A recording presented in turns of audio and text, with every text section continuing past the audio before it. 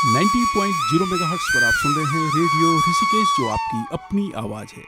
Radio Rishikesh एक community radio है। आज हमारे लिए बहुत सौभाग्य की बात है कि आज खास दिन है हमारे लिए, हिमालय दिवस।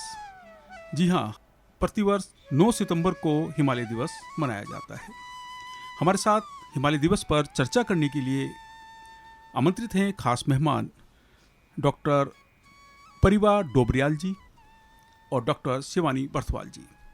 आप भारतीय वन्यजीव संस्थान से ताल्लुक़ रखते हैं और सबसे महत्वपूर्ण बात यह है कि आप दोनों की जो स्टडी है वो हिमालय पर है, हिमालयी क्षेत्रों पर है।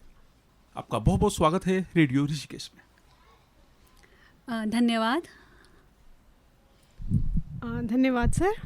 मैं डॉक्टर परिवा डोबरियाल जी से जानना चाहूँगा कि आज हिमालय दिवस है, आपको बहुत सारी शुभकामनाएं, क्योंकि आपने हिमालय क्षेत्र में काफ़ी समय बिताया है।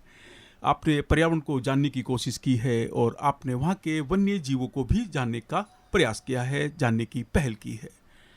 हिमालय दिवस क्यों खास है, इसके बारे में हम आपसे जानना चाहेंगे। सबसे पहले तो आप सभी लोगों को और आपको भी हिमालय दिवस की बहुत सारी शुभकामनाएं। हिमालय दिवस एक तो इसलिए भी ज़रूरी है, बहुत ज़्यादा ज़रूरत है हिमालय को समझने की, एक तंत्र की तरह और एक ऐसी श्रृंखला की तरह जो सिर्फ बहुत से लोगों को, बहुत सारे जीवनों को, सिर्फ लोगों के ही नहीं, बहुत पेड़ों को, बहुत जानवरों को, बहुत सारी नदियों को पोषित करता है।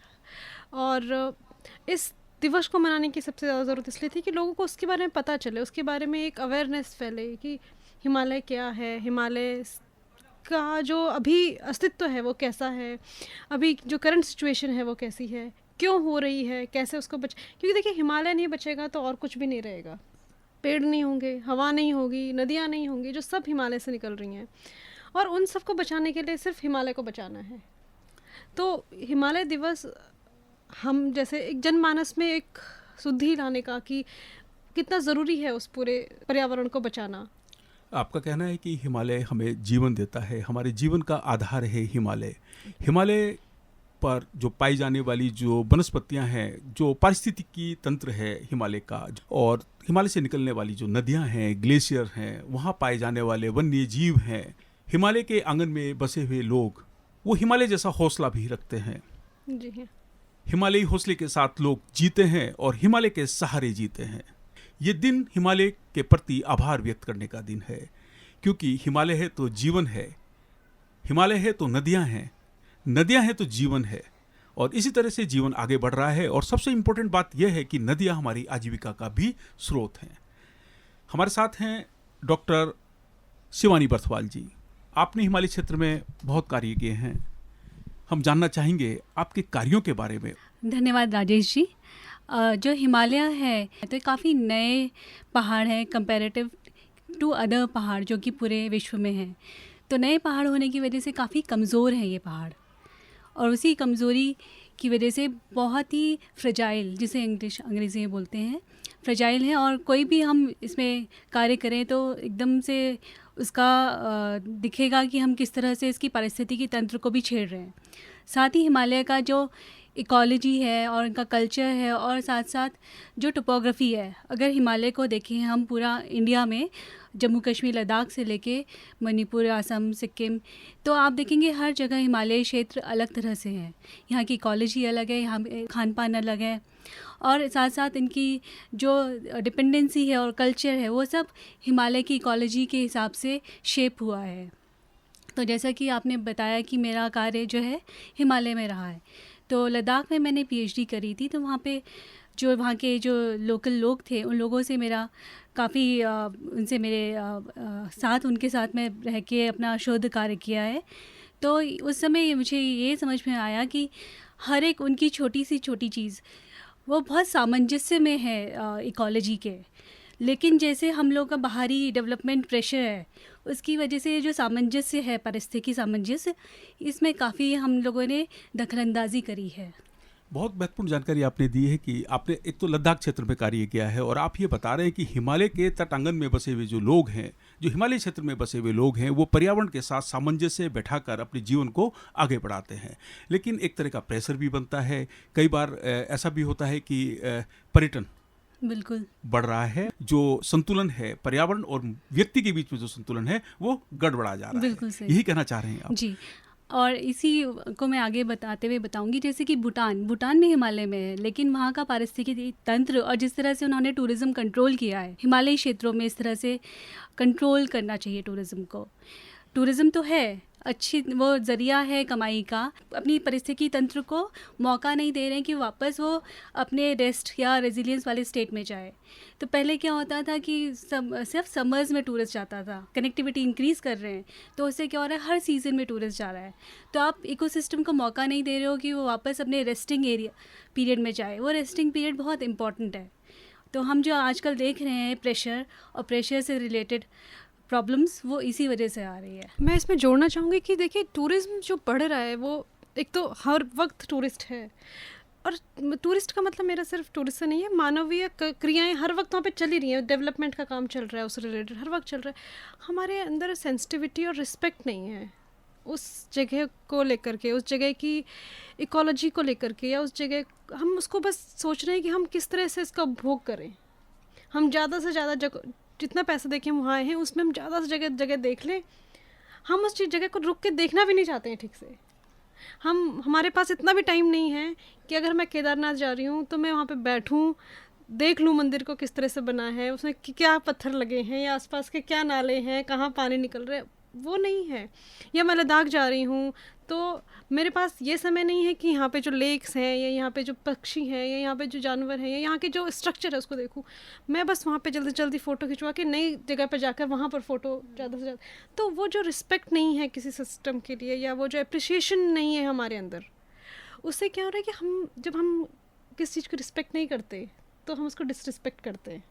तो जब हम डिसरिस्पेक्ट करते हैं तो उसका अंजाम जो होता है वो कभी भी पॉजिटिव नहीं हो सकता। फिर आप उसको ख़राब करे जा रहे हैं, आपको पता ही नहीं कि आपकी लिमिट क्या है। हमारे टूरिज़्म में एक्टिविटीज़ से ज़्यादा ये भी है कि जो एक्टिविटीज़ हो रही हैं, जो इवन सीज़न में भी हो रही हैं, उनकी लिमिट नहीं है। लद्दाख के मैं बहुत सारी वीडियोज़ देख रही थी और मुझे बहुत दुख होता है, बहुत ज़्यादा गुस्सा भी आता है।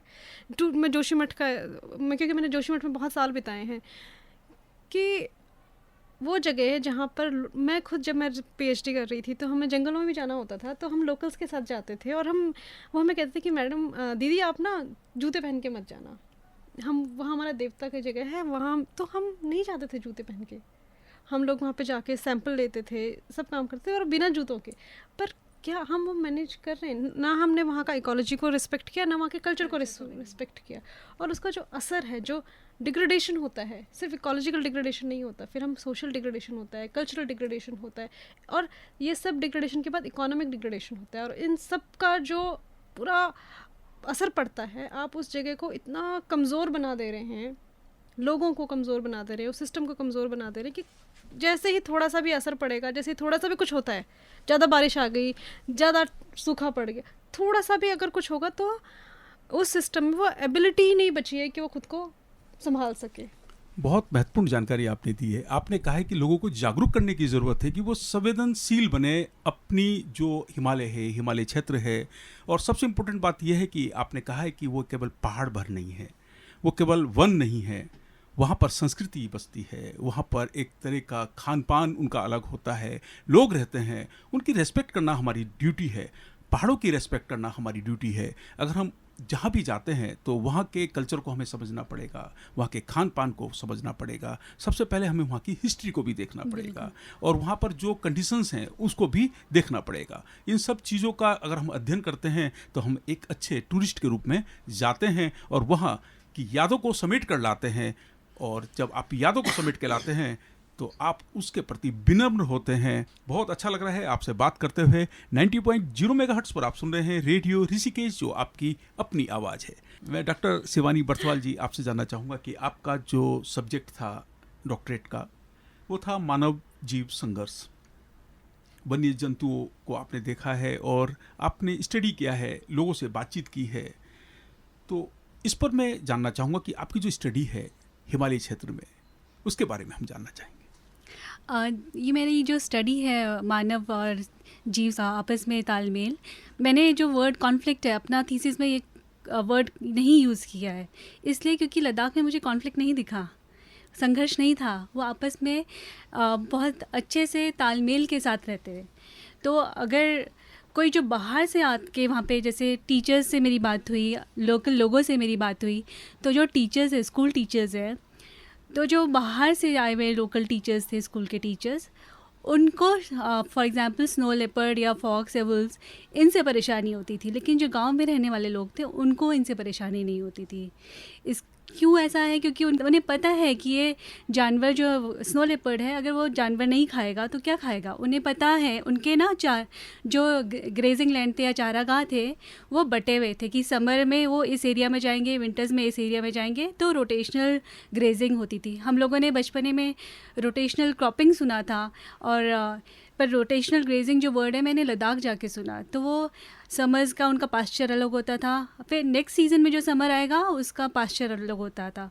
तो उनका ये ट्रेडिशनल सिस्टम था। उसकी वजह से क्या होता था कि अगर इस नंबर 1 में अगर कहीं उनके भेड़ बकरी जाएंगे, तो जो दूसरे चारागाह हैं वहाँ पे जो लोकल अंगुलेट्स होते, जैसे बहरल हो गया, ब्लू शीप हो गया, आइबेक्स हो गया, वो जाते थे।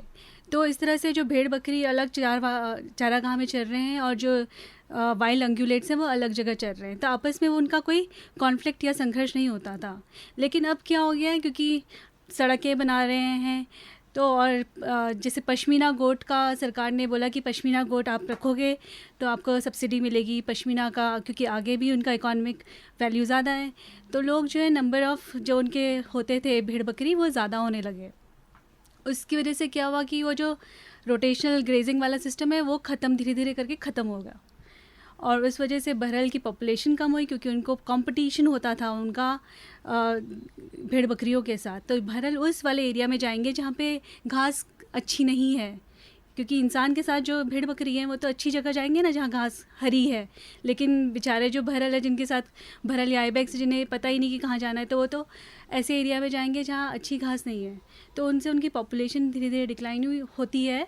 और जो स्नो लेपर्ड का जो प्राइमरी प्रे है वो तो ब्लू शीप और आइबेक्स वगैरह हैं, तो जब या ओरियल है, जो वो नहीं मिल रहे तो वो भेड़ बकरियों को ऑब्वियसली खाएंगे। तो ये जो पूरा सिस्टम है, इकोलॉजिकल सिस्टम, ये समझना, और उसके पीछे जो उसके बाद जो पॉलिसीज़ बनती हैं वो पॉलिसीज़ ये वाले सिस्टम्स को समझ के बननी चाहिए। आपने एक बहुत इम्पोर्टेंट और बड़ी रोचक जानकारी दी है। आपने कहा है कि कॉन्फ्लिक्ट शब्द मेरी स्टडी में कहीं नहीं है, तालमेल की आप बात करते हैं, और जो पशुपालक हैं उन्होंने रोटेशन बांधा हुआ है कि इस बार हम इस लैंड पर जाएंगे, अगली बार उस लैंड पर जाएंगे, और जो वन्य जीव हैं उन्होंने भी अपना रोटेशन बना दिया। बिल्कुल, क्योंकि वो अवॉइड करते हैं, जनरली वन्य जीव जो हैं, जो चरते हैं जानवर, वो अवॉइड करते हैं पालतू भेड़ बकरियों को, क्योंकि उन्हें पता है कि उनके साथ तो इंसान है या डॉग, कुत्ते भी हैं, तो उन्हें भगा देंगे ऐसी एरियाज़ में। तो इस बीच मतलब उनके बीच में संघर्ष नहीं होता है जी, काफ़ी। अगर वो इस ट्रेडिशनल तरीके से करते रहे तो। मैं आपसे एक जानकारी और चाहूँगा कि जब आप स्टडी कर रहे थे, किस ईयर में आप स्टडी कर रहे थे?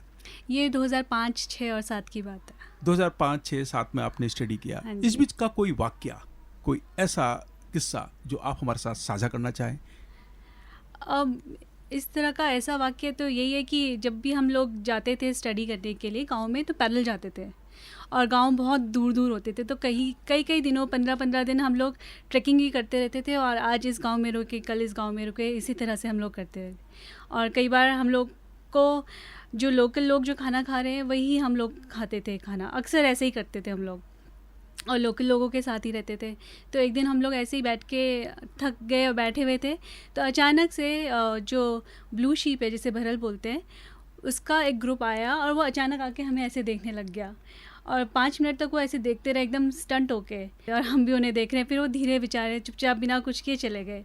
तो जंगली जानवर जब तक आप उनके लिए थ्रेट नहीं बनोगे, वो आपको नहीं अटैक करेगा, पर जैसे ही उन्हें लगेगा कि आप उनके लिए थ्रेट हो, तो वो आपको अटैक करेगा। बहुत अच्छा लग रहा है आपसे बात करते हुए, और हमारे साथ हैं इस समय डॉक्टर परिवा डोबरियाल जी। आपने नंदा देवी बायोस्फीयर रिजर्व में कार्य किया है, और हाँ जी, जिसमें फूलों की घाटी भी आती है, हाँ जी, और चमोली जिला का काफ़ी क्षेत्र जी हाँ, इसमें चमोली, आता है। बागेश्वर, पिथौरागढ़ का कुछ एरिया आता है। आपने पर्यावरण का जीवन पर प्रभाव, इसको लेकर आपने स्टडी हाँ जी, किया है। हाँ जी। जानना चाहेंगे कि जो हिमालय क्षेत्र, क्योंकि हम हिमालय को नुकसान पहुंचा रहे हैं, जी। आपसे जानना चाहेंगे, आपके शब्दों में जानना चाहेंगे कि किस तरह से वो नुकसान पहुंचा रहे हैं। देखिए, जो पहले तो मैं आपको बताना चाहूँगी कि हिमालय में जो लोग रहते हैं, कई सदियों से यहीं रह रहे हैं, यहीं बड़े में हिमालय, मुझे कभी कभी ऐसा लगता है कि हिमालय हमारे अंदर ही बह रहा है ना। तो आप हिमालय से अलग नहीं कर सकते। एक तो मनुष्यों की और हमारी जो पूरी पॉलिसी, साइंटिस्ट, हम सब सोचते हैं कि मनुष्य अलग है और पर्यावरण अलग है। हमेशा हम उसको ऐसे ही ट्रीट करते हैं। हम एक ही हैं, हम लोग कोई बाहर से आके थोड़ी बस गए पृथ्वी पर, यहीं पैदा हुए हैं। जैसे जितना बाघ है, हिरन है, पक्षी हैं, जितने वो किसी पर्यावरण का पार्ट है, मैं भी उतनी ही हूँ। हर क्या होता है कि जितनी भी पॉपुलेशंस होती हैं, कोई भी स्पीसीज़ होती है, वो हमेशा अपने आप को बचाने की और अपने आप को बढ़ाने की कोशिश करती है। मनुष्य का भी वैसा ही है। बस मनुष्य का थोड़ा ये है कि हम लोग सिर्फ स्पीसीज़ से लेकर के ऊपर अपनी इच्छाओं और अपने को बचाने से लेकर और बढ़ गए ऊपर। हम अपने आराम के लिए ज़्यादा काम करते हैं, और हमारे अच्छे जीवन की जो परिभाषाएं हैं वो बदल गई हैं। तो जो हमारी परिभाषाएं बदल गई हैं, तो हम जो पूरा संसाधन हैं, जो रिसोर्सेज हैं जिनको हम यूज़ करते थे, उन रिसोर्सेज को यूज़ करने का और उनको देखने का हमारा तरीका बदल गया है, बहुत बदल गया है। तो जो हम लोग हिमालय में रह रहे हैं, कई सदियों से बनकर तब वो जीवन शैली बनी है। और वो जीवन शैली इस तरह से बनी है कि आप अपने संसाधन भी यूज़ करें। और एक कहावत क्या है, मतलब जब सततता की और स्थिरता की बात आती है, तो कहते हैं कि ये जो पृथ्वी है, ये हमें पूर्वजों से नहीं मिली है, ये हमने नई जनरेशन से उधार ली है। हम उधारी पे चल रहे हैं, हमने उनके हिस्से का हम लोग यूज़ कर रहे हैं, तो हम वो चीज़ भूल गए हैं। लेकिन जो हमारी पुरानी जीवन शैली थी वो इसी चीज़ पे थी। आप सोचा होगा कि हमारे जो पुराने लोग थे वो हमेशा चीज़ों को बचा के मैं पहाड़ से हूँ, मैं गांव में पली बड़ी हूँ। मैंने महिलाओं को कभी सोने के लिए, कपड़ों के लिए, गहनों के लिए लड़ते हुए नहीं देखा है, लेकिन घास के लिए लड़ते हुए देखा है। या मेरे खेत में जानवर घुसा दिए, उसके लिए, क्योंकि उनको पता था कि ये जो बाकी चीज़ें हैं, इनके बिना आप जी सकते हैं, उन संसाधनों के बिना आप नहीं रह सकते। तो वो जो पूरी जीवन शैली थी, वो इसी तरह से बनी है कि आप उस चीज़ को रिस्पेक्ट कर रहे हैं, आप समझ रहे हैं कि आप उसी में से एक हैं, आप अपने आप को अलग हो करके नहीं देख रहे हैं, और तब वो जीवन शैली बनी थी। लेकिन आज जो आप कह रहे हैं कि आज की जो जीवन शैली है हमारी, चाहे वो कहीं भी, अब तो हर जगह बदल गया है, क्योंकि जो कनेक्टिविटी है, जो कहीं जो पहुँच है हमारी, हर जगह बढ़ गई है। और पहले जो डाइवर्सिटी थी जीवन में, वो सब बदल गया है। अब सब जगह लोग एक जैसे ही रहते हैं, सब जगह लोग एक ही जैसा खाना खाते हैं, बहुत ज़्यादा चेंज आ गया है। तो उससे क्या हो रहा है ना कि रिसोर्सेज पे अफेक्ट पड़ता है। हमेशा सुनते होंगे ग्लेशियर पिघल रहे हैं, उनके ऊपर काला रंग का एक ब्लैक कार्बन वो जम रहा है, उसकी वजह से पिघल रहे हैं। वो सिर्फ हिमालय में थोड़ी गाड़ियाँ चल रही हैं, वो धुआं कहाँ से आ रहा है अब हम पता ही।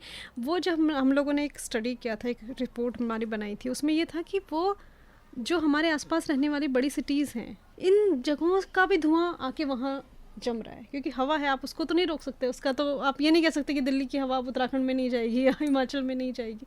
वो तो एक सिस्टम है, वो तो जाएंगी। और तो अगर आप दिल्ली में भी हैं, अगर आप कहीं दूसरी जगह में भी हैं, किसी भी शहर में हैं, आप वहाँ से भी हिमालय को बचा सकते हैं। बहुत सुंदर बात आपने कही है कि आप कहीं भी हैं, आप हिमालय को बचा सकते हैं। जरूरी नहीं है कि आप हिमालय के तटांगन में बसे हों। बहुत सही। और सबसे इम्पोर्टेंट बात आपने ये कही है कि ये सब उधार में मिला है। जिस रूप में प्रकृति ने हमें अपनी सौगातें दी हैं, उसी रूप में हमें अपनी आने वाली जनरेशन को भी सौंपना है। हमें उनको इस्तेमाल करना है, और जो पर्यावरण संबंध जो तरीके हैं, उनसे इस्तेमाल करना है। आपने तो पर्यावरण और मनुष्य के बीच में काम किया है। पहाड़ में वो कौन से तरीके हैं जिनसे हम अपने पर्यावरण को भी बचाते हैं, हम अपनी आजीविका को भी चलाते हैं? जो पर्यावरण संबंध तरीकों की हम बात कर रहे हैं, उनको आपसे जानना चाहेंगे।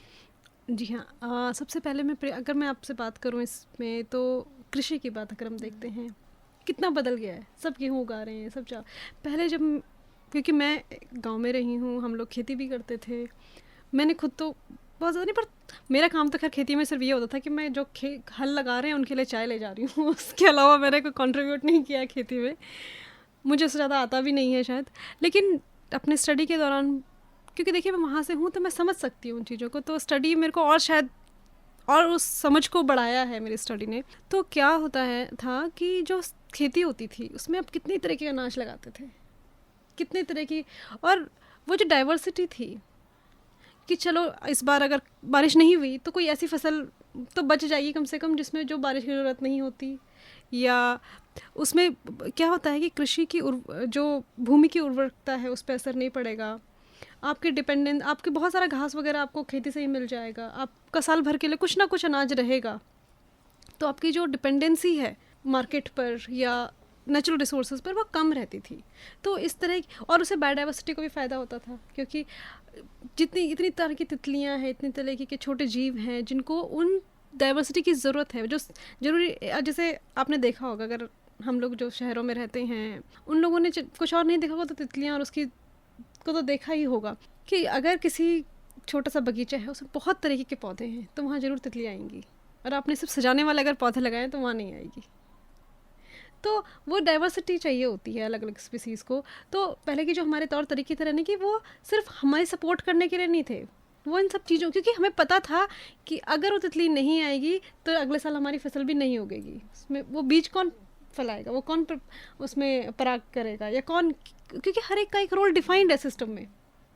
तो हमें वो समझ थी, वो हमारी जो गतिविधियाँ थी वो उसी के अकॉर्डिंग डेवलप की गई थी। जंगल है, जंगलों में वन पंचायत होती हैं उत्तराखंड में, बहुत अच्छी पुरानी परंपरा से ये पूरा वन पंचायत का सिस्टम निकला है कि आपको रिसोर्सेज चाहिए लेकिन कितना चाहिए, ऐसा नहीं कि एक गए और सब काट लिया एक दिन में, फिर और सबको बराबर भी मिलना चाहिए। तो उस तरीके से आप सिस्टम को कि एक्सेस को उसको बचाते भी थे और इस्तेमाल भी करते थे। वो सब प्रैक्टिसेस थी जो बहुत ही ज़्यादा संवेदनशील, जिनको जो हम आज सस्टेनेबिलिटी और सेंसिटिविटी की बात कर रही हैं वो थी पहले से।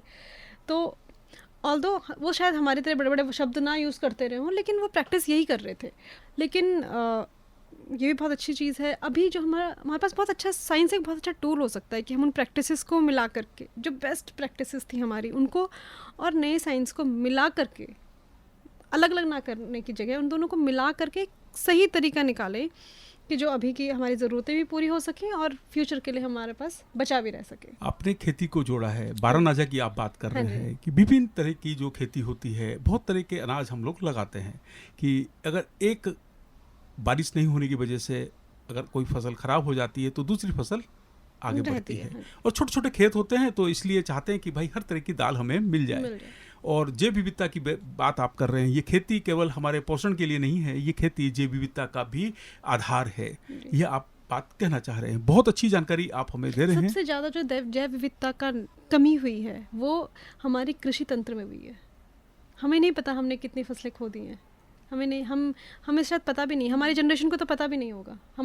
मेरी माँ, मैं अपनी माँ से हमेशा बात करती हूँ तो मुझे ऐसी ऐसी बातें बताती हैं कि हम ये भी खाते थे, हमारे खेतों में ये होता था, लेकिन मैंने वो नहीं देखा। तो मुझे उस चीज़ से ज़्यादा दुख इस बात का होता है कि मेरे बच्चों को तो पता ही नहीं चलेगा कि हम क्या होता था। और वो खाने से सिर्फ ये नहीं होता था कि वो खाना था, उससे, क्योंकि वो आपकी जगह में पैदा हो रहा है तो आपकी इम्यूनिटी बढ़ती रही होगी, आपकी उससे शरीर ठीक रहता होगा, पोषक कितना मिलता रहा होगा उस चीज़ से कि आपको उस जगह में क्योंकि कोई चीज़ कहीं पे उग रही है तो कोई कारण होगा ना। क्यों गन्ना हर जगह नहीं होता, क्यों गेहूँ हर जगह नहीं होता, वहाँ पे जो चीज़ हो रही है जब वो उस जगह के लिए ही बनी है। क्योंकि मिलेट, आप आज ये मिलेट साल भी है, इंटरनेशनल मिलेट ईयर है, मिलेट को अब समझ पा रहे हैं जब वो ख़त्म होने वाला है। 90.0 मेगाहर्ट्ज़ पर आप सुन रहे हैं रेडियो ऋषिकेश और हमारे साथ हिमालय दिवस पर चर्चा के लिए WII यानी wild life institute of India के साइंटिस्ट डॉक्टर परिवा डोबरियाल जी हैं और डॉक्टर शिवानी बर्थवाल जी हैं। आपने हिमालय क्षेत्र पर बहुत काम किया है और आपका जो डॉक्टरेट का जो विषय रहा है वो हिमालय क्षेत्र ही रहा है। मैं डॉक्टर शिवानी बर्थवाल जी से जानना चाहूँगा कि मानव जीव संघर्ष की बात आप नहीं करते हैं, आप तालमेल की बात करते हैं।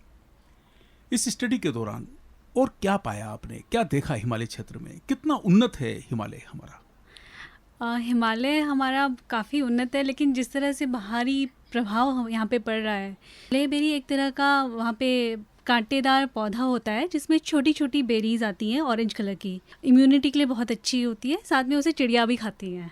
पर जब इसका इंडस्ट्रियलाइजेशन किया गया कि लेबेरी का जूस बनाया जाए, डीआरडीओ ने भी प्रोजेक्ट बनाया कि लेबेरी जितना भी वाइल्ड ग्रो करता है और उसको जो मल्टीपर्पज़ स्पीशीज़ है, क्योंकि पहाड़ों में जितनी भी स्पीशीज़ होती है मल्टीपर्पज़ होती है, ऐसा नहीं कि एक ही पार्ट यूज़ होगा, उसके अलग अलग पार्ट के अलग अलग यूजेस होते हैं। तो बेरीज़ बच्चे भी खाते हैं, बड़े भी खाते हैं और चिड़िया भी खाती हैं। और जो उसके कांटे बच जाते हैं तो वो ताड़ बाड़ की तरह खेतों में इस्तेमाल किया जाता था ताकि मतलब जानवर ना घुस पाएँ। पर जब ये कमर्शलाइजेशन हुआ तो सब की दौड़ लगी कि हम भी लेबेरी का जूस बनाएंगे। तो उससे क्या हुआ कि वो सब लोगों ने इतना ज़्यादा एक्सट्रैक्ट कर दिया कि वो बचना कम हो गया और बर्ड्स के लिए जो खाना था, जो बर्ड्स उस पर डिपेंडेंट थी, वो कम हो गई। तो इस चीज़ को हमें अपने दिमाग में हर एक इंडिविजुअल, हर एक जो हिमालय से ताल्लुक़ रखता है इंसान, उसको अपने दिमाग में डालना पड़ेगा कि हमें एक्सटर्नल इन्फ्लुएंस से ज़्यादा इन्फ्लुएंस नहीं होना है। बहुत सही कहा, अति हर चीज़ की बुरी होती है जी, ठीक है, आप हिमालय से लीजिएगा लेकिन अति नहीं। बिल्कुल। और जो कुछ वहाँ पर उगता है, जो कुछ वहाँ पर पैदा होता है, उस पे हक वहाँ के वन्य जीवों का भी है, वहाँ के पक्षियों का भी है। जितना जिसका हक है वहाँ उसको मिलना चाहिए। बहुत सही जानकारी आप दे रहे हैं। 90.0 मेगाहर्ट्ज़ पर आप सुन रहे हैं रेडियो ऋषिकेश, जो आपकी अपनी आवाज़ है। इस समय हमारे साथ हैं भारतीय वन्य जीव संस्थान की वैज्ञानिक डॉक्टर शिवानी बर्थवाल जी। आपने मानव जीव तालमेल पर काम किया है लद्दाख क्षेत्र में। हिमालय पर आपका काफ़ी काम है, आपने काफ़ी स्टडी की है हिमालय पर। आपसे जानना चाहूँगा कि हिमालय केवल एक पहाड़ नहीं है, हिमालय केवल एक वन्य क्षेत्र नहीं है, हिमालय उससे भी अलग बहुत कुछ है।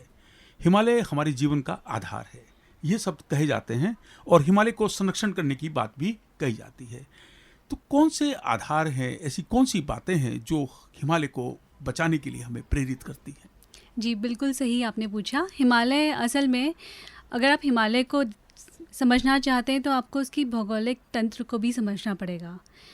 तो हिमालय एक शब्द है, लेकिन उसमें अलग अलग तरह के हमारे पास पेड़ पौधे हैं, अलग अलग तरह के हमारे इकोसिस्टम है। जैसे हमारे पास ट्रांस हिमालय जाएँ, जो कि वो हिमालयी क्षेत्र है जहाँ तक रेन शेडो एरिया जिसे बोलते हैं, जहाँ ज़्यादा बारिश नहीं होती है। तो वहाँ देखेंगे तो आपको रेगिस्तान मिलेगा, सूखी जगह है जहाँ पे बारिश बहुत कम होती है। आपके पास ग्लेशियर्स हैं हिमालय में, बुग्याल हैं, चारागाह हैं, अलग अलग तरह के फॉरेस्ट हैं। आपको नॉर्थ ईस्ट इंडिया के जो हिमालय है वहाँ के फॉरेस्ट का कंपोजिशन अलग मिलेगा। आप हिमाचल या उत्तराखंड जाएंगे तो आपका फॉरेस्ट का कंपोजिशन अलग होगा। तो उसको समझने के लिए हमें पहले ये सारी पारिस्थितिकी तंत्र को समझना पड़ेगा और साथ साथ जो यहाँ की ग्लेशियर्स हैं वहाँ से उभरती हुई या निकलती हुई नदियों को भी हमें समझना पड़ेगा। तो जो भी हम कार्य करेंगे वो हर एक साइट स्पेसिफिक, जैसे हम कहते हैं, ऐसा नहीं होगा कि एक मर्ज़ है और उसकी दवा एक है, ऐसा नहीं है। हर एक मर्ज़ को आपको अलग अलग तरह से समझना पड़ेगा और उसकी दवा या उसका उपचार भी उसी तरह से करना पड़ेगा। बहुत सही कहा आपने कि हिमालय एक केवल पहाड़ी नहीं है, वन्य क्षेत्र ही नहीं है, ग्लेशियर ही नहीं है, वो नदियाँ भी हैं, वो जीवन का आधार भी है। और हम देहरादून में बैठकर, हम ऋषिकेश में बैठकर अपने हिमालय को बचा सकते हैं अगर हम अपनी नदियों को संरक्षित करते हैं, अगर हम वनों को संरक्षित करते हैं, हम पेड़ लगाते हैं, पौधे लगाते हैं, उनकी देखभाल करते हैं, तब भी हम अपने हिमालय को बचा सकते हैं। बात आती है नदियों की, हम बात करते हैं गंगा नदी की, क्योंकि आप गंगा नदी के स्वच्छता मिशन से भी जुड़े हुए हैं। वो कौन सी पहल है कि हम अपनी नदी को भी स्वच्छ बनाएं, अपने हिमालय को भी संरक्षित करें? जी, ये आपने बहुत सही बोला है। जो हमारी गंगा नदी है उसका जो उसका उद्गम है वो हमारे हिमालय से ही है। और सिर्फ गंगा ही नहीं, गंगा की ज़्यादातर सहायक नदियाँ जो उत्तर में से निकलती हैं, उन सबका उद्गम स्थल जो है वो हिमालय ही है। एक पूरा पारिस्थितिकी तंत्र है जो कि हिमालय पे डिपेंडेंट है। तो हमारी पूरी गंगा ही हिमालय पे डिपेंडेंट है और इसके लिए बहुत सारे प्रयास किए जा रहे हैं, हो रहे हैं, पहले भी हुए थे, आगे भी होते रहेंगे। और गंगा का एक रिसोर्स की हम बात नहीं कर रहे हैं, हम गंगा से एक पानी गंगा नहीं है, गंगा में बहने वाली जो रेत है, मिट्टी है, जो पत्थर हैं, जो पेड़ पौधे हैं, वनस्पति है, जो गंगा के आसपास, गंगा के अंदर जो मछलियाँ हैं और जीव जंतु हैं, वो भी गंगा है। और जो बाकी बड़े जानवर है जैसे बाघ हो गया, भालू हो गए, ये भी सब पानी पे डिपेंडेंट है। अगर गंगा या कोई पानी नहीं है, और जो आर्द्र भूमि या वेटलैंड है, ये भी सब गंगा के जो पारिस्थितिकी तंत्र है उसका हिस्सा है। आपका कहना है कि गंगा एक नदी नहीं है, ये एक जीवन का आधार है और इसमें बहुत सारे जलीय जीव पलते हैं, वनस्पतियाँ हैं, जड़ी बूटियाँ हैं और गंगा हमारे जीवन की रेखा है। हिमालय गंगा से जुड़ा हुआ ही विषय है। अभी हमारे साथ हैं डॉक्टर परिवार डोबरियाल जी। आप भारतीय वन्यजीव संस्थान में वैज्ञानिक हैं और आप हिमालय क्षेत्र में आपने कार्य किया है, और सबसे इम्पोर्टेंट बात यह है कि मनुष्य और पर्यावरण ये आपका सब्जेक्ट रहा है, आपकी डॉक्टरेट का सब्जेक्ट रहा है। हाँ जी। एक मनुष्य होने के नाते मैं वो कौन से प्रयास करूं कि मैं अपने हिमालय को बचा लूं? बहुत बड़ा कुछ प्रयास करने की ज़रूरत नहीं, छोटा छोटा अपने स्तर पर आप बहुत कुछ कर सकते हैं, बहुत ज़्यादा चीज़ें कर सकते हैं। सबसे पहले तो हम अपना व्यवहार बदले, पहले तो समझें हम कि हिमालय एक सिस्टम है जो, देखिए हिमालय बहुत बड़ा है, बहुत विशाल है, लेकिन इसका मतलब ये भी नहीं है कि वो कभी ख़त्म नहीं हो सकता। इस चीज़ को आपको समझना पड़ेगा कि जो रिसोर्सेज हैं वो बहुत हैं, कई सदियों से हमें बचा रहे हैं, कई सदियों से हम उन्हें यूज़ कर रहे हैं, उन्हीं पे निर्भर हैं, पर इसका मतलब ये नहीं है कि वो हमेशा रहेंगे। अगर हमने ऐसे ही यूज़ करता रहे तो उसको समझना पड़ेगा हमें कि वो कभी भी ख़त्म हो सकते हैं। वो ऐसा कोई पुंज नहीं है कि बस चलता ही रहेगा। तो ये समझ बहुत ज़रूरी है। जब जैसे ही समझ आएगी, जब हमें समझ में आता है कि हमारे पास कम पैसे हैं, तो फिर हमारा बिहेवियर बदल जाता है, फिर हम वही चीज़ें खरीदते हैं जो बहुत ज़रूरी है। तो जब हमें समझेंगे कि रिसोर्सेज हमारे पास लिमिटेड हैं, हमें ये भी समझना होगा कि जितना हमें ज़रूरत है उतनी सबको ज़रूरत है, तो वो बहुत ज़रूरी है। और अपने स्तर पर, अगर मैं गांव में रह रही हूँ तो भाई मैं उस तरह की खेती करूँ, उस तरह से अपने रिसोर्सेज को यूज़ करूँ कि उनका जो मेरा भी आजीविका चल जाए और उनके होने पर भी असर ना पड़े, उनके रहने पर भी वो ख़त्म भी ना हो। जीव जंतुओं के तालमेल बिठा के रखूँ। जैसे डॉक्टर शिवानी ने बताया कि भाई गाय भी पालनी है मुझे, ढोडंगर भी पालने हैं अपनी आजीविका चलाने के लिए, लेकिन इस तरह से करना है कि मेरा जो तालमेल है वो वन्य जीवों से भी बना रहे। हमारी जो कृषि है वो इस तरह की होनी चाहिए कि वो मुझे भी पूरा पोषण मिलता रहे, मेरी आजीविका भी चलती रहे, साथ ही उसकी जो जैव विविधता है वो भी बनी रहे। अगर आप शहर में रह रहे हैं, पोल्यूशन पे आप कंट्रोल कर सकते हैं, क्योंकि अगर आप कहीं भी थोड़ा सा भी पोल्यूशन में कंट्रीब्यूट कर रहे हैं, थोड़ा सा भी अगर आप गंदगी फैला रहे हैं, उस सब का असर कहीं ना कहीं पूरे सिस्टम पर पड़कर हिमालय पे पड़ता ही है। ये छोटी छोटी चीज़ें हैं जो आप कर सकते हैं। पानी की जो हम बात कर रहे हैं कि पानी का सबसे बड़ा सोर्स है, क्या हम पानी को सही समझदारी से यूज़ कर रहे हैं? नहीं कर रहे हैं। हम शहरों में रहते हैं और हम चाहते हैं कि हमारे घर में लॉन हो। क्या लॉन की ज़रूरत है? क्या हम उसकी जगह अपने खाने पीने के सामान नहीं उगा सकते? उतना ही, उससे कम पानी में, उससे कम रिसोर्सेज में आप हेल्दी भी रहेंगे, आपकी ज़मीन की उर्वरकता भी बनी रहेगी, आपको खाना भी मिल रहा है, आपको पोषण मिल रहा है, आप पानी भी कम यूज़ कर रहे हैं, आपके यहाँ पे चिड़ियाँ भी रह पा रही हैं, आपके यहाँ पे तितलियाँ और बाकी छोटे छोटे जीव भी रह पा रहे हैं। कितना अच्छा। लेकिन अगर आप लॉन देखें, आपको क्या क्या मिलता है वहाँ? हरी घास के अलावा और कुछ नहीं मिलेगा। बहुत सही कहा आपने कि आप लॉन की बात कर रहे हैं। मैं तो ये कह रहा हूँ कि आप अपने किचन से भी हिमालय को बचा सकते हैं। जी। किचन में ज़्यादा पानी मत खर्च कीजिएगा, तो वहाँ से भी आप हिमालय को बचा सकते हैं। ज़रूरी नहीं है कि हिमालय को बचाने के लिए हिमालय क्षेत्र में ही जाना पड़ेगा। जी हाँ। और ये जो पेड़ मतलब मैं इस चीज़ को भी हाईलाइट करना चाहूँगी, जैसे हम बात कर ही रहे थे कि पेड़ पौधे लगाने हैं हमको। बहुत समझदारी से पेड़ पौधे लगाइए, सोच समझ के लगाइए। हम लोग देखते हैं, मैं बद्रीनाथ गई थी, वहाँ पर शीड़ के पेड़ लगे हुए थे, कुछ कुछ कहीं कहीं पे देखे। डॉक्टर शिवानी लद्दाख में हैं, वहाँ पर भी कहीं कहीं लोगों ने प्लांटेशन किया हुआ है। हमें समझना पड़ेगा ना, हम समझ नहीं रहे हैं उस सिस्टम को करने से। हमें लग रहा है कि हम पेड़ लगा देंगे तो कार्बन भी कम हो जाएगा, ये बढ़ जाएगा, पेड़ पौधों लगाने से सब। कहाँ लगाने हैं पेड़? हर जगह तो बुग्यालों में जाके हम पेड़ लगा देंगे, हम बदल देंगे वहाँ का सिस्टम। बुग्याल का भी तो रोल है, हम उसे ख़त्म कर दे रहे हैं हर जगह।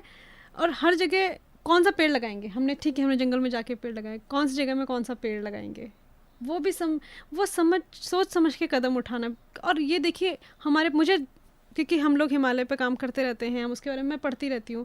हमारा काम ही ऐसा है कि मैं और डॉक्टर शिवानी, क्योंकि हम साथ में काम करते हैं, हमारा घूम फिर के बात यहीं पे आ जाती है कि शायद ही हमारे पास लास्ट चांस है।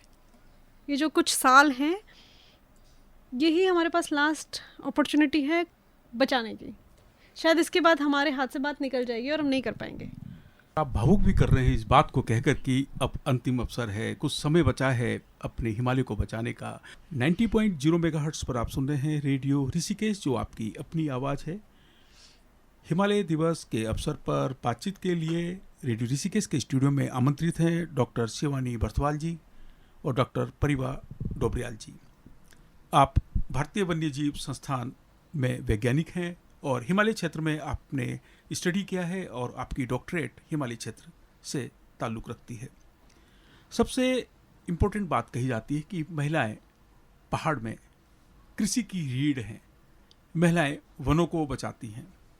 हिमालय के संरक्षण की जो बात हम करते हैं उसमें महिलाओं के योगदान पर आपके नज़रिए को जानना चाहेंगे।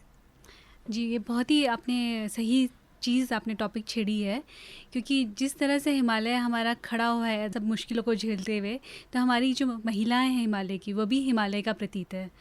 सारा काम का बोझ और जो रिफ्लेक्ट करती है पूरी ज़िंदगी को, वो महिलाएं हैं हमारी।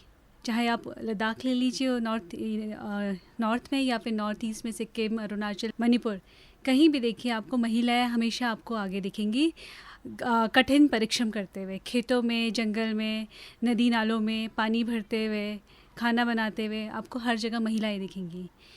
और जो इसका कारण ये भी है कि जो लाइफ है बहुत मुश्किल है, और जब मनी वाला इकॉनमी आया तो उस समय पुरुष बाहर चले गए काम करने के लिए, और मनी ऑर्डर इकॉनमी जिसके लिए बोला भी जाता था उत्तराखंड को, तो उस वजह से महिलाएं पीछे छूट जाती थी और छोटे बच्चे और ख़ासकर पुरुष बाहर चले जाते थे पढ़ाई के लिए भी, क्योंकि पहले पढ़ाई के साधन ज़्यादा नहीं होते थे। तो पीछे जो छूटते थे बुज़ुर्ग छूटते थे, महिलाएँ छूटती थी, बच्चियाँ छूटती थी। तो महिलाएँ जो हैं उन्होंने काफ़ी शेप करा है आज के पहाड़ों को और ये हिमालय को। महिलाओं ने हिमालय को बचाया है, महिलाओं का परिश्रम है, वो खेतों में काम करती हैं, महिलाएं अपने गांवों के लिए काम करती हैं, महिलाएं अपने परिवारों के लिए काम करती हैं।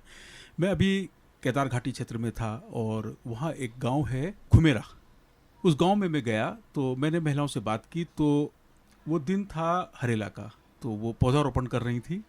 तो मैंने उनसे पूछा कि पौध लगाना कितना ज़रूरी है आपके लिए। तो उन्होंने कहा कि जब ये पेड़ बड़े हो जाएंगे तो हमें चारा पत्ती मिलेगा, और हम लोगों ने, हमें पता भी नहीं, हमने 2 जंगल तैयार कर दिए। और मैंने कहा कि आपने तो ये बहुत बड़ा काम किया है। कह रहे नहीं, हमने बड़ा काम नहीं किया, ही हमने अपने लिए किया है कि हम अपनी आने वाली जनरेशन के लिए कर रहे हैं। हम अपने जो पेड़ लगा रहे हैं, हम अपने वनों को बचा रहे हैं, हम अपनी जनरेशन के लिए काम कर रहे हैं। तो मुझे बहुत ताकत मिलती है महिलाओं से जब मैं बात करता हूँ, क्योंकि महिलाएं प्रतीक हैं हिमालय का, क्योंकि हिमालय सा हौसला महिलाओं के पास है। कितना सहमत हैं आप मेरी बात से डॉक्टर परिवा डोबरियाल जी? मैं बिल्कुल सहमत हूँ आपसे, क्योंकि एक महिला होने के नाते और हिमालय से होने के नाते मैंने खुद देखा है, वो सब चीज़ें हम लोगों ने महसूस की हैं, देखा है। मैं बहुत इंटरेस्टिंग आपसे एक चीज़ शेयर करूँगी। मैं जोशीमठ में काम कर रही थी, जोशीमठ देवी बास्फीर में काम कर रही थी। तो वहाँ पे एक जगह है, उर्गम वैली एक जगह है, वहाँ पे एक महिला थी, वो थोड़ा बुजुर्ग महिला थी। तो क्या होता है ना कि जब हम शुरू में जाते हैं तो हमें लगता है कि हमें सब पता है और गांव में किसी को कुछ नहीं आता है। हम इनसे पूछते हैं कि देखते हैं इनको कितना पता है। वही एटीट्यूड हमारा भी था, क्योंकि हमें तो पता ही नहीं था कुछ चीज़ें। तो जब आप वहाँ जाते हैं, लोगों से सुनते हैं कि इनको कितना पता है, तब आप वापस धरातल पे आते हैं। तब आपको समझ में आता है कि आपको कुछ नहीं आता और आप बस किताब की बड़ी बड़ी बातें लेकर यहाँ पहुँच गए हैं।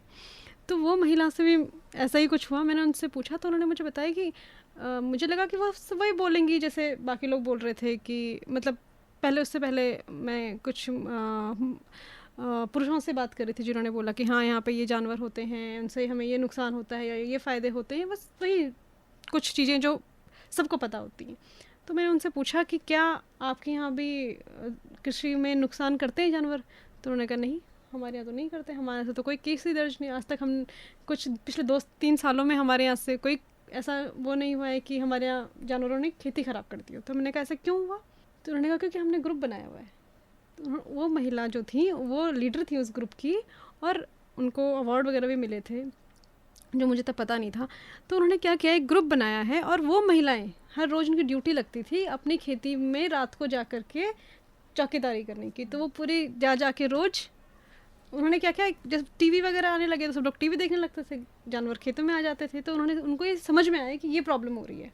उन्होंने सारी महिलाओं को इकट्ठा किया और उनको ये समझाया कि ये हमारी जिम्मेदारी है, हमारी खेती ख़राब हो रही है। तो उन्होंने उन ग्रुप उसमें से कुछ लोगों की रोज़ ड्यूटी लगती थी और वो रोज़ जाकर के जानवरों से खेती को बचाती थी। तो इसलिए कुछ पिछले 1-2 सालों में उनके यहाँ जानवरों ने खेती नहीं ख़राब की थी। जनरली जब मैं आजकल कुछ पढ़ रही थी तो उसमें ये था कि महिलाएं ज़्यादा इंपॉर्टेंट चीज़ें डिस्कस करती हैं, छोटी छोटी चीज़ें होती हैं। वो आपको नए नए इन्वेंशंस की बात नहीं करेंगी कि कल खाने में क्या बनेगा, या खेती में इस बार क्या निकलेगा, या इस बार कल की सब्जी के लिए है कि नहीं है। वो चीज़ें होंगी जो ज़्यादा इंपॉर्टेंट होंगी, जो जीवन बनाती हैं। आपको छोटी लगेंगी, हमें छोटी लगेंगी, लेकिन ऐसा नहीं होता है। तो क्योंकि वो महिलाएं वहाँ पहाड़ों में रहती हैं, उनको पता होता है कि इसी से हमारा जीवन चलना है। अगर ये नहीं बचेगा तो हम लोग भी नहीं बच पाएंगे। क्योंकि देखिए मेरा PhD भी उस पर था कि महिलाएं जो ऐसी जगहों पर रह रही हैं जहाँ पे जंगल ख़राब हो गए हैं, जहाँ पे घास नहीं मिल पा रहा है, उनको दूर जाना पड़ता है, ज़्यादा समय लगता है, परिश्रम ज़्यादा करना पड़ता है, बच्चों को समय नहीं दे पाती हैं, और फिर बच्चों की पढ़ाई पर ध्यान नहीं दे पाती हैं, उनके पोषण पर ध्यान नहीं दे पाती हैं। खुद का शरीर मतलब कमर दर्द और गर्दन दर्द, मेरी स्टडी में ये आया था कि इतना ज़्यादा होता है, जहाँ पर बहुत कॉमन है, हर महिला को होगा, ठीक है। इतनी दूर दूर भार को लेकर चलती हैं। सबसे ज़्यादा खुद को समय नहीं दे पाते कि कोई भी पर्यावरण नुकसान होगा, उसका सबसे ज़्यादा जो नुकसान होता है वो उन लोगों पर होता है जो उससे सबसे ज़्यादा डायरेक्टली जुड़े होते हैं।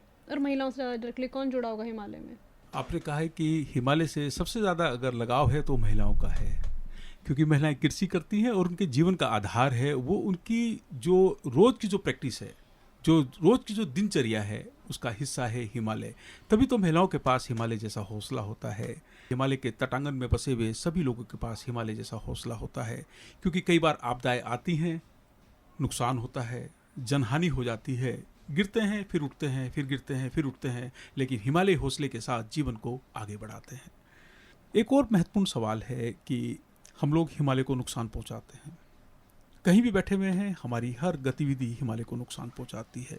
चाहे हम पानी ज़्यादा बर्बाद कर रहे हों, चाहे हम धुआं ज़्यादा उड़ा रहे हों, चाहे हम पेड़ों को काट रहे हों, चाहे हम नदियों को दूषित कर रहे हों, हमारी कोई भी ऐसी एक्टिविटी जो हिमालय को नुकसान पहुंचाती है। बहुत सारी ऐसी एक्टिविटी है। हम पर्यटन करते हैं लेकिन कूड़ा कचरा हिमालय पर छोड़ आते हैं। बहुत जागरूक करने के बाद भी स्थितियां सही नहीं हो रही हैं, स्थिति गंभीर होती चली जा रही है। क्या हिमालय अपने आप को बचाने की खुद कोशिश करता है?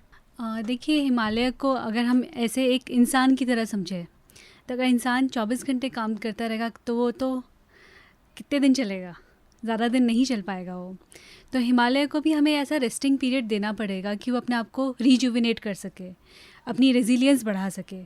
अगर हम 24 घंटे उसमें डेवलपमेंट का काम करते रहें, सड़कें बनाते रहें, डैम्स बनाते रहें बड़े बड़े, जो कि ज़रूरत भी नहीं है, छोटे डैम से काम काफ़ी चल जाएगा।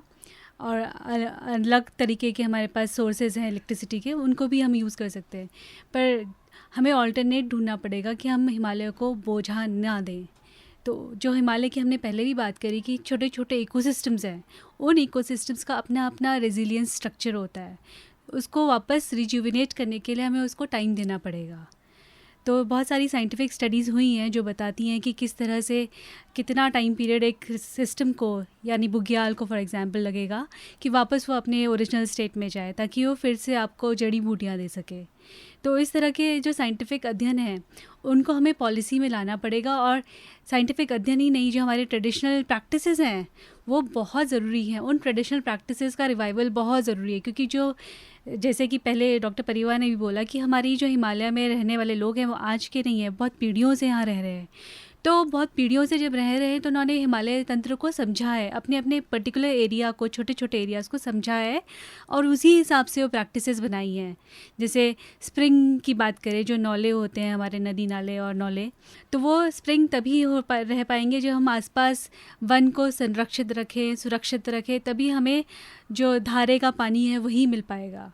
तो हमें सारे traditional practices, traditional science, modern science, इसका कॉम्बिनेशन चाहिए पॉलिसी में और अपनी रोज़ की दिनचर्या में, तभी हिमालय जो है रेजिलिएंट रह पाएगा।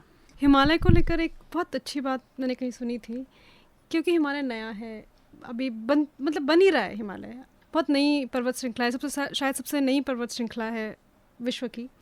जो विंध्याचल है वो एक बूढ़े की तरह बिहेव करता है कि शांत है, उसको आप छेड़ो भी तो ज़्यादा रिएक्ट नहीं करता, सब सुन रहा है, देख रहा है, चुपचाप देख रहा है। लेकिन हिमालय जो है एक बच्चे की तरह है कि थोड़ा सा भी कुछ होता है या कुछ भी बदलाव होता है तो जैसे बच्चा होता है ना कि कुछ बदलाव ज़्यादा पसंद नहीं आते उनको, जो चीज़ जहाँ रखी है, जो चीज़ जैसा है उसको वही अच्छा लगता है, या कुछ ज़्यादा अपने चीज़ों में या अपने उसमें उसको पसंद नहीं आता, दखल पसंद नहीं होता। बट हिमालय भी वैसे ही कि कुछ बदलते ही वो एकदम अंगड़ाइयाँ मतलब लेने लगता है या शोर मचाने लगता है कि नहीं ये गलत है, ये नहीं होना चाहिए।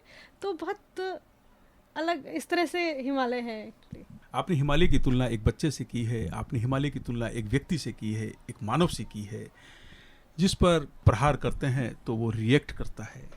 बहुत अच्छी जानकारी आपने दी है और बहुत सुंदर शब्दों में आपने बताया कि हिमालय है क्या। आपने कहा है कि सांस तो लेने दो, कुछ आराम तो करने दो, हम उस पर बोझ लादे जा रहे हैं। एक व्यक्ति के रूप में अगर हिमालय को लेते हैं तो उसकी स्थिति ऐसी ही है कि किसी एक व्यक्ति के ऊपर बहुत सारा बोझ लाद दिया गया है, उसकी कमर टेढ़ी हो गई है, वो चल नहीं पा रहा है, वो चाहता है कि उसको आराम मिले।